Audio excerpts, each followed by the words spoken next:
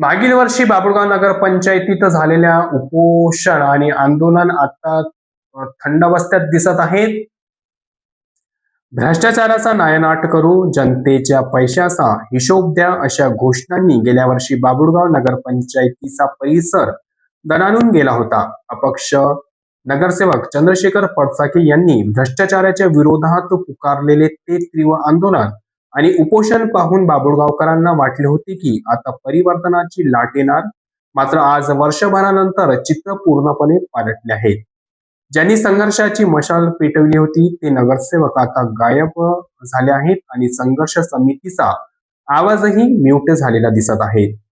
आंदोलन थंड पडण्यामागचे नेमके कारण काय ते आपण जाणून घेऊया. बाभुळगावच्या राजकीय वर्तुळात आता दबक्या आवाजात अनेक तर्कवितर्क लढवले जात आहेत. जनसामान्यांमध्ये काही महत्वाचे प्रश्न उपस्थित होत आहेत.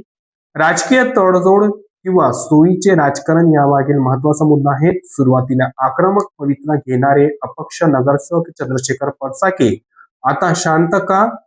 आगामी निवडणुकांचे समीकरण लक्षात घेऊन सत्ताधाऱ्यांशी काही गुप्त समझौता किंवा आर्थिक देवाणघेवाण तर झाली नाही ना, असे प्रश्न आता उपस्थित होत आहेत.